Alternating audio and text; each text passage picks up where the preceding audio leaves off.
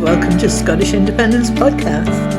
While the mainstream media scream headlines about the SNP, whether or not the party is close to collapse or is bankrupt, whether this means the end of the Yes movement, while all the allegations and speculation from the usual suspects in the mainstream media rage above our heads, we thought we'd take a look at one of the groups who was very active and played a very important part in the 2014 referendum, that is the Radical Independence Campaign.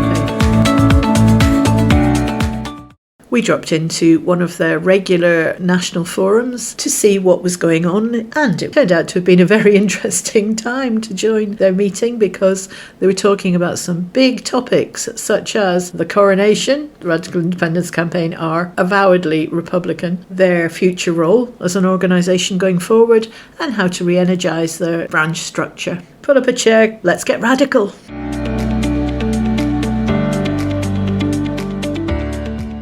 I think most people will be aware that on May the 6th, which is the date of the coronation, there's a plan for a demonstration on Calton Hill in Edinburgh. That demonstration is starting at about 3 o'clock and it's being organised by a group called Our Republic. Now, Our Republic is quite a broad political group. They are not actually explicitly pro-independence. They include some people who are unionists, but their shared goal is that they're campaigning against the royal family. So the Radical Independence Campaign is supporting the demonstration. We'll have a speaker. We'll have to agree today who that speaker should be.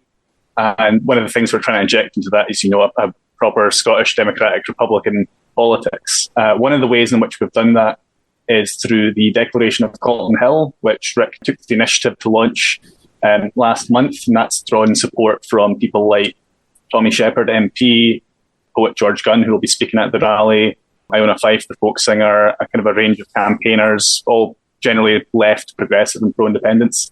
Almost 3,000 people have signed that now, which is a really impressive number that I don't think any of us expected to get right away. And one of the positive things about that is, we've now built this mailing list. So we've already sent out one appeal to those people to confirm that they're going to the demonstration. We've invited them to donate towards the costs of putting on the event, because that was something that Our Republic identified as quite a big challenge early on. They were being quoted, £600 just for hiring a stage and getting a PA system set up. And they were saying, well, this is more money than we've actually got in the bank. And I think they were expecting it to find it quite difficult to raise that money. In the end, it found it really easy. They've raised, I think, over £1,200 specifically for this demonstration already. So far, it's poised to be quite a professionally organised event. There's going to be a proper stage, a proper sound system. They've already confirmed a few different speakers. And hopefully by the end of this weekend, we'll have confirmed some of the musical accompaniment. There's a band from Edinburgh that I know that Alan put in contact with Our Republic. I think that's going to go ahead. I've also been speaking to another folk band from central Scotland. I'm hopeful that we'll get them. Basically, the priority now is trying to build as big a possible attendance at that. I think people have raised concerns. I don't know what public transport will be like on May the 6th. It's a big bank holiday weekend, plus and there might be different kind of arrangements in place. But hopefully we can get quite a lot of people there. And then I guess the question that we'll be talking about here is a little bit, how do we build beyond May the 6th? But certainly that's kind of what the situation is like at the moment for May the 6th. I would encourage people, if you've not already signed the Declaration of Calton Hill, go to caltonhill.scot. You can sign it, you can share it with your friends. And yeah, that's basically the situation. Now, the way I've looked at it is, there'll be more all-in-one banner marches this year, but there's only going to be one demonstration against the coronation. So I think people have to make their own judgment as to which they would rather go to. And some people in Glasgow will probably find it easier to go to the all-in-one banner march. But the more we can get in Edinburgh, I think the better. And that web address, again, if you'd like to sign the Declaration of Calton Hill, is caltonhill.scot. If anybody's familiar with the 2004 Declaration of Calton Hill, it starts off with the same sentence. We, the undersigned, declare our support for an independent Scottish Republic built on the inalienable principles of liberty, equality, diversity and solidarity. The original Declaration of Calton Hill was on the 9th of October 2004, and it was at the same time as Queen Elizabeth II was officially opening the new Scottish Parliament building at Holyrood. So an interesting little echo there.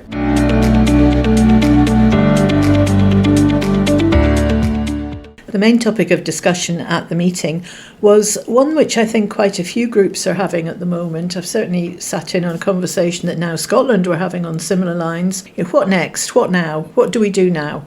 And various organisations are perhaps revisiting their purpose and discussing what their role's going to be in what is now quite an uncertain period for the Yes movement to be going into. So there's quite a lengthy discussion about that from the group. I found this a very interesting discussion with lots of ideas coming out. The sound quality is a little bit variable because that's what you get when you record in a real world environment rather than a recording studio. Now, unfortunately, one of the main speakers, Alan Armstrong, was just too far away from the mic for us to be able to pick him up. But he advocated a two-pronged approach, the first being to take part in whatever events anybody's putting on that you can go along and show support. But the other was to delegitimise the symbols of the British state, such as the Privy Council. And he made the point that both Nicola Sturgeon and Alex Salmon were members of the Privy Council, and he thought that perhaps we could encourage Humza Yousaf, a self-confessed Republican, not to be part of that institution, because that has a secrecy about it where things that are discussed in that council cannot even be disclosed to Holyrood. He also suggested that we campaign against the visible signs of British presence in Scotland, such as the UK government hubs in Edinburgh and Glasgow. And then perhaps most imaginatively, he suggested that we should be refusing to recognise titles such as the Duke of Edinburgh. And apparently a motion is going to be raised in an Edinburgh council before the coronation, proposing that that title should not be recognised. Doubtful it won't get through, but it might make the headlines. So interesting, very interesting approach. And here are some of the other suggestions. Why don't we sort of message every SNP parliamentarian and turn around and go, you're meant to be pro-independence, so why don't you go to Westminster and we're not going to attend anymore? Suggesting we contact every SNP MP and encourage them to withdraw from Westminster. I should say, in response to that suggestion, I'm support it in principle, but I think we've got to get away from, calling on the SNP to do things, because I think the movement's kind of been frozen in this position for quite a few years, where it's waiting for the SNP to do something, and it's not going to happen. And I think we have to try and focus on what are the things that we can do by ourselves that don't involve, waiting for someone else to take action, and how do we prioritise that. So instead of asking the SNP to do this or that, I think we've got to talk about what can we ourselves do just now. If that was to be the case, then they shouldn't just withdraw, they should be putting an ultimatum on some issue. That it might well be around the whole trans bill or something, to inject it again or something. Then, so there's an issue around which they withdraw. The time that Blackford led them out, which was a bit of a pantomime, but it was quite popular. People sort of said, well, at least they're doing something down there.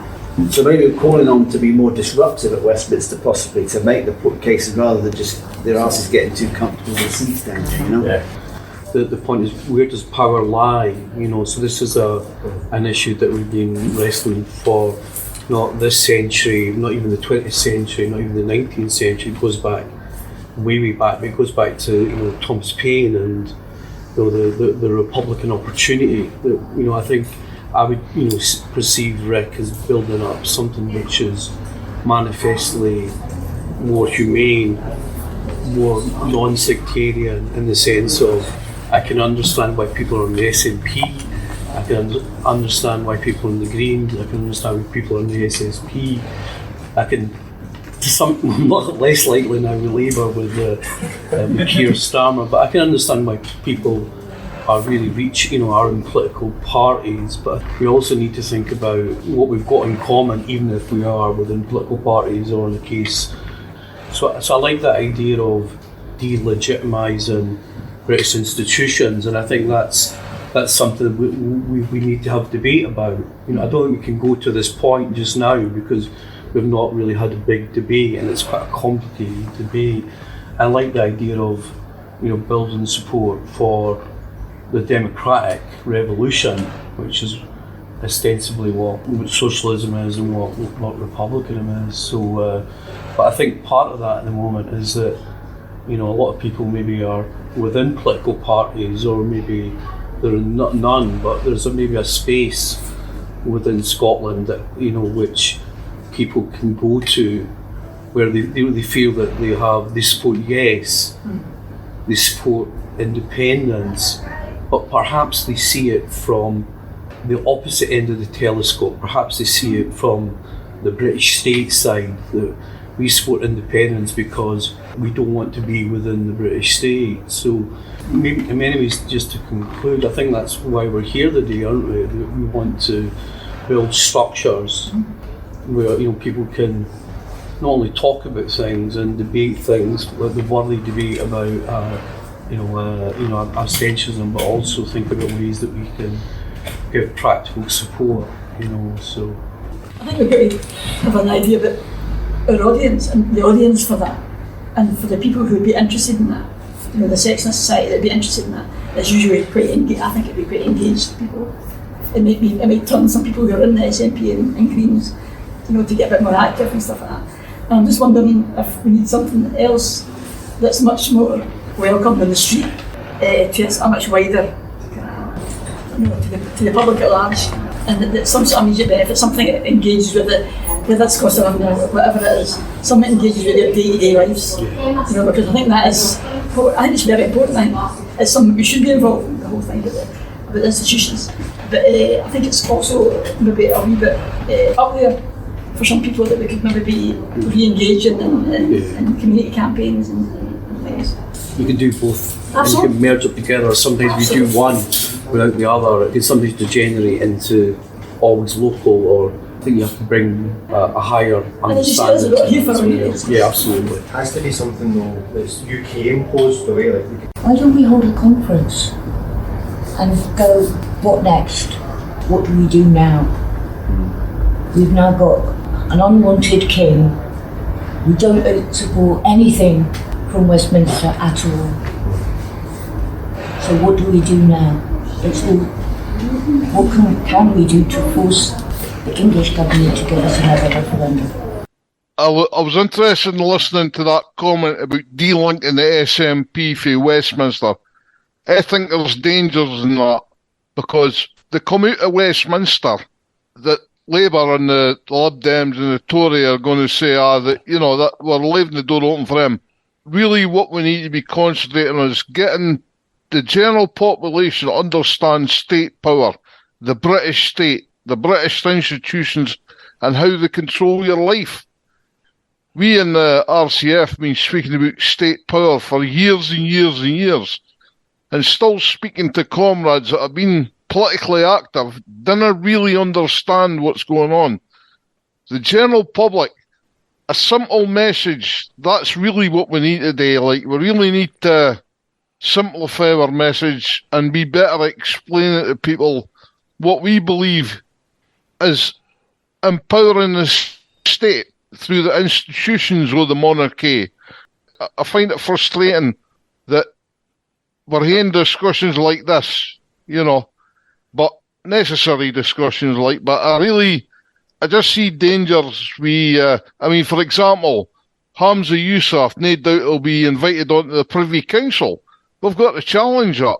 We've really got to say to him, stop this. Concentrate on Holyrood. Westminster's important, but you're responsible for Holyrood. And you've got no place to join in a Privy Council. Alex Salmon went on it. Sturgeon went on it. We need to force Hamza not to go on it. Is he a Republican? He shouldn't be on it. Thanks. The idea Janet raised of a conference, I think, is an excellent idea. Whether we call on the SNP MPs to pull out is something I think we need far wider discussion. Yeah. Just my own thinking on this is that even Sinn Féin, when they did that in 1918, did it having been elected on that basis. The SNP have not been elected on that basis. Now, I went to the Angus Main Centre, and there was a very interesting discussion. What is the institution that we really want to put pressure on? There's obviously going to be a Westminster election, there's going to be a Holyrood election coming up. The first thing we realize about Westminster is that the franchise eliminates 16 to 18-year-olds, it eliminates people from the EU, and on top of that, they're now introducing new measures. If you're poor, black, you don't get to. Somebody said actually 15% of people will not be able to vote in these next elections. So we don't even recognise legitimacy of that. So if you like, in some ways we recognise the SNP that are there, they're in occupied territory. The people that we really want to focus on are the people in Hollywood, which was created by popular demand. And it's when those elections, so it might be a good debate, how do we get the people who stand to say, we're standing saying that this will be the parliament after that. And our MPs down in London, they'll be walking away. There'll be a lot of problems there because a whole lot of those MPs are there to, and the Peter Wishets of this world just to have a cosy time. They won't easily do that, but having said that, these things need discussed. So I think a conference where these items are up is an excellent idea. On the second point is, what do the areas to try and be more popular. It's always been a thing in Edinburgh to say, we are not going to create a front organisation. What we want to do is we will support whoever fighting. Living Rent came out of Edinburgh. Living Rent, I was speaking to Ross Mackenzie, who's the councillor, he says, the biggest pressure on me by far is Living Rent. In my constituency, they have 200 members. There's another one, they have 600. They're a force to be reckoned with. Now, we shouldn't counterpose us. I say, when you organise a demonstration, Rick will be visibly there. Any other campaign, we will be there. The idea was to get people to say, well, who are the politically the people who support us most often? And we've got the banners, you see that. So my thing would be is let's not try to think of things, let's see what's there and be seen to give very active support. Really interesting contributions. Withdrawing SNP MPs from Westminster. Are we 10 years too late? I think now more than ever we have so many opportunities to do this and to be successful with it, especially with what's going on with the GRR bill. For a group like us, I think now is the time to pounce. But we've fallen a long way since 2014. I don't think that's a mystery to anyone. The active working class within the independence movement has, in many ways, it's been put to rest. It's been laid down. Everybody's become relaxed, and people have forgotten the energy that we had in the referendum and in the years that followed. And it doesn't really look like it's coming back, not by itself. And we can be part of it. In terms of getting the SNP to withdraw their MPs, or in terms of putting up a strong opposition to the coronation, and all these other things, for ourselves, the people who understand state power, and the people who understand exactly how the system works, and understand how it's affecting us, it's easy for us to see what to do. But I think for a lot of people who've been out of the game for quite a long time, who've been inactive, who've allowed to sort of, since 2014, they've fallen out of the political sphere, we need to think of a diversity of ways to get them back involved. Local campaigns is a really good one, and I think, Billy, I think you were really spot on that one. And I remember there was chat a while ago in Dundee about doing stuff around drug deaths. I think we should run a variety of different actions at once and diversify the tactic. I think in regards to Living Rent in Edinburgh, that's a very strong point. In Stirling, there are great opportunities for us. I'm a member of the Scottish Socialist Youth, not related to the SSP, long story, we'll go into it. And we've got members from the SSP, we've also got members from SNP, Labour, excellent groups. And we have a group at the Stirling Uni, and we run a campaign on the buses, because I don't know if you've been on the McGill's buses. They do the minimum of what you would expect from anything in Britain, which is pretty bad. But we quickly found out from doing that campaign, and we also had another campaign called Help Not Harm, which is to do with harm reduction for drug use. You can't get anywhere without addressing the powers that are being held by Westminster.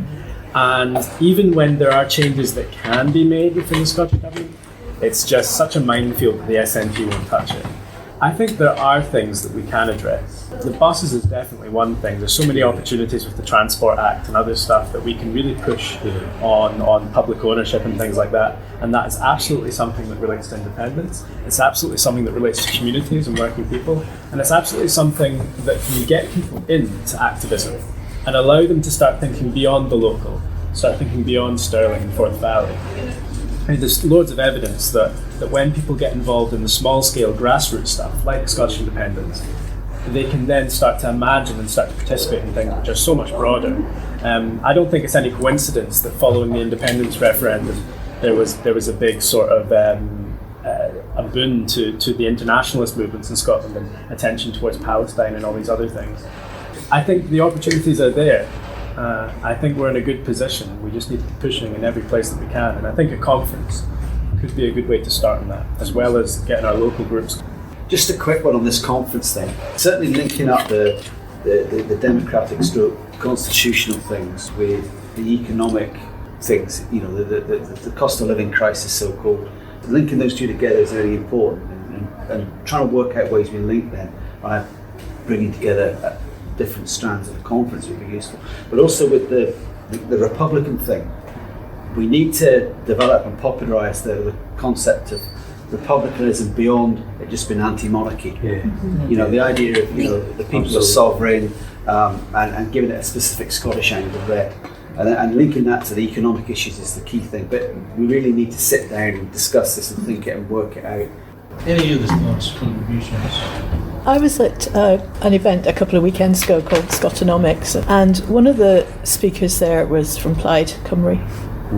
And what Wales is doing without anything like the strength of the independence movement that we've got is really quite imaginative. And some of the examples they talked about, you know, how our idea of a publicly owned energy companies seems to have hit the buffers. Wales are taking it on, and they're using Commonweal's policy paper on how to do it. They're also setting up a publicly owned building company, so you can have affordable homes built by companies that are owned by the people. They've set up a UBI pilot. The group they've chosen to pilot it with is care experienced youngsters. What a great combination of things to put together. And the point that was being made at that event was that they're not moaning about, look what Westminster's doing to us now, look at all the terrible things. They're just pushing ahead with everything they possibly can. And although obviously Plaid's ultimate goal, as ours is to be independent, they're still working with, okay, they've got a Labour administration, so they've only got the Tories chucking stones at them, whereas we've got everybody chucking stones at our government. But they still appear to be making more progress than we're making in Scotland. And I think that either linking up with what they're doing or seeing, can we get some of those ideas they're managing to do, if they can do them, why can we not do it? And if the blocker is, you know, the Scottish government's reluctance to do these things, the idea that somebody else is doing it, you know, that might be a really good kind of way in. There's things we can be doing within our own powers right now that, you're right, we're always going to get to the point where something in the devolution settlement says, oh, you can go this far and no further. But have we got that far yet? And I would say we haven't. So. Thank you very much. And it does raise the issue of international links. Yes. We have been making in the past. We can develop that. I think that's really important. I very much agree with what you're saying, Richard, on the republicanism stuff. But if we refine those ideas, I think the website would be a really good place to put that stuff. To put, like, I don't know, even make like short videos about what is republicanism beyond. I think digital resources really good for people who will stumble across us, and they will. Especially if we're active locally and things like that. We should give people things to read up on and find out more. So quite a variety of ideas being expressed there. The ones I found the most interesting, I think, as a guest around the table, was the whole idea of delegitimising British institutions, such as the Privy Council, the UK government hubs.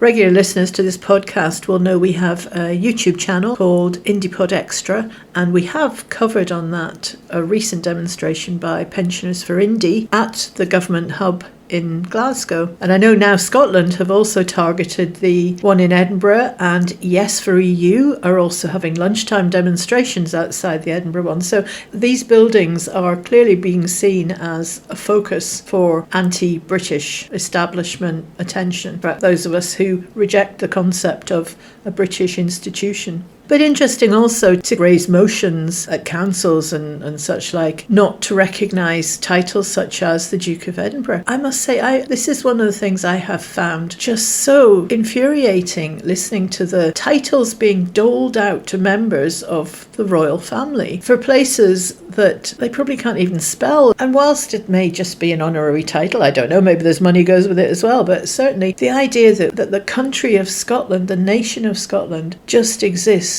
to be handed out, given away to members of the royal family of another country. I think that is definitely a protest that I could get behind.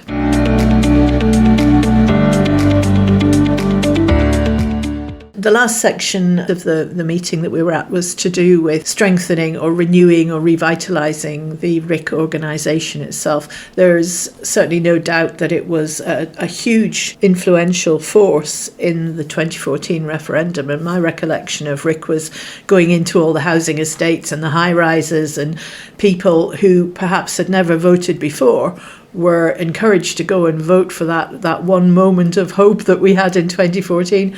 It could well be that many of them have never voted again, or perhaps it enthused an interest in politics that may be lifelong, who knows. But I think one of the points that came out in the discussion was that the UK government is imposing restrictions on who can vote in elections, what seems to be entirely spurious grounds. The Tory government at Westminster has introduced the requirement for voter ID.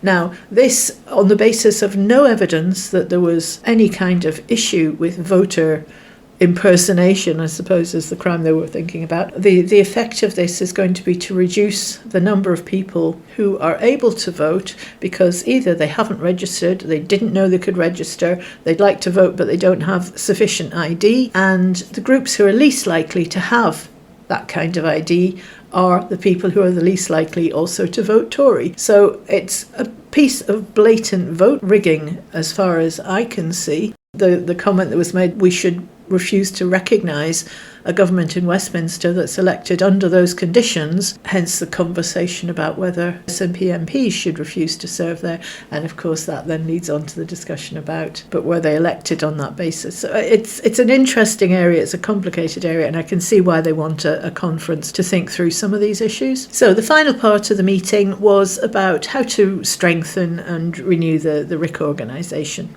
So that kind of feeds into the idea of renewing RIC, what we can do both across Scotland, but also what can we do in our local groups, including developing them, but also if you've got an active group, what's the next area we can be helping to develop a group in that active? There's a term for it, I can't remember. Rhizomatic, where's the word? If you're a gardener, but sort of helping the people next door. Talk about renewing RIC, developing local groups, that sort of thing. Question, but what's happening with Glasgow? A type of thing to ask just now. The answer's not a lot. Right, okay. We're going to take on the world, and it's not a bad meeting for its number, but it's still we are few and they are many. But I just wonder, sometimes that if the Glasgow thing, that maybe folk are not at that stage of doing stuff. Glasgow's got a unique history with, is there a way for people not to shuttle in or whatever, but is there a way for us to, what's your phrase, Bob? Rhizomatic. Can we be rhizomatic with Glasgow? I mean, that's been my question, which I don't understand, but it sounds good. We should be looking for people to do solid. We have contacts in Glasgow, and there has periodically there has been a Glasgow RIC, at least south. I was going to say at least it was Glasgow south side. So perhaps we need to be talking to those people. Saying, can we help you get something going? Politics in Glasgow have always been hyper-sectarian. Just when you're talking about Glasgow, one of the most active groups I've seen in a long time is Power to the People. The poll tax model is what they've been using, so organising in neighbourhoods and getting that collective to back each other up and taking on the electricity companies. Yeah. They're not party political, and I don't even think they've got a view on independence, but they're active. And that's a very good point, and there's a very good point about also using the devolution stuff, but never mind. The Power to the People also, I think, relates to some of the members who are in Socialists for Independence, and I think there's a meeting next Saturday, which I think a lot of people are cordially invited. Yeah. So there's a lot of good people there. Clearly that would be a group that that I think you're right. That Power to People and Francis Coleman and stuff like that. They're decent people, and I think they would be open and not necessarily having any kind of silly agendas. So but I just make the point. Just we need to think about Glasgow. Well, that's my key point there. It's vital. isn't it? You know, an Edinburgh boy, but it is vital. I just want to come briefly and say I think the issue in Glasgow is probably actually not dissimilar to the situation in a lot of parts of the country. I think the only two local RIC groups that we've got that have been consistently active are Edinburgh and Angus and Mearns. And you can see also there's a continuity there from it's people who were involved in 2014 who've kept the thing going. And the problem that we've had is actually setting up new groups and managing to sustain them. Even Dundee, you know, we were kind of had this kind of burst of activity around 2019, 2020. That's kind of died away again, and we've had this issue of what are we meant to be doing. And I think that's actually a problem for a lot of people, is that there's plenty of people in Scotland who are aware of it and would like to be involved in it. But the thing is, firstly, there's so many things happening, and people now, I feel like, are so stressed, pressed for time. Certainly that's my experience, the people I know who are involved in politics. And it is a drain. It is quite difficult sometimes to be involved in things. It can demand a lot of energy and time and money. So we have to think about how we reduce all of those kind of costs and how we make it easier for people to get involved. One thing that I think we could do in the immediate terms is, like, if there's a handful of people in an area who might want to do something for it, they don't know what to do yet, maybe we should make some resources available, like leaflets. So at the very least, we could have a pretext for, let's get together on an afternoon in the city centre so we can leaflet a bit. And maybe that would lead to them sitting down, having a chat, and they could talk about, for example, more local campaigns, like Morgan suggested, over things that are really relevant in their local community. But maybe we need to try and create some, resources that just help get people together in the first place. After we launched the Declaration of Calton Hill, we got an email in from an SNP councillor in South Ayrshire saying that he wanted to help launch a group. But it's a question of what do we say to him? How does he do that? John Dennis, who has unfortunately left the Zoom meeting, is setting up a new group in Dumfries. But again, how do we get a discussion going about what they can do to try and get active and draw people in? So I think a really useful thing to do in the immediate term would be to start producing resources that we can make available, like leaflets on different issues. Either we can have some of them printed centrally and provided to local groups. We can also make PDFs available on the website. As Morgan mentioned, digital resources, people might actually just stumble upon that and read it and think this is great. But it's also about making them available for local groups to arrange to get printed so they've got something to do if they just need something to start organising around. And as Morgan mentions, and a few other people have mentioned, there is going to be a big political issue in the form of the gender recognition bill being challenged. We should have, I think, a radical independence present on all the Pride marches that are going to take place this summer. There is, again, a lot of progressive-minded young people who haven't been involved in the independence campaign. And I think there is a perception in some sections of young people that the independence campaign is mostly older people now. Just such an inversion of what it was like in 2014, where it was dominated by young people. And so let's take an opportunity actually to reach out to where young people are politically and say, actually, independence has got a great deal to do with what you already believe and want to do. So again, let's get leaflets ready so we can actually say to people, if you're in Orkney and you're the only you're the only RIC sympathiser in Orkney and there's an Orkney Pride, here's a leaflet that you could go out and use and start to meet some more people.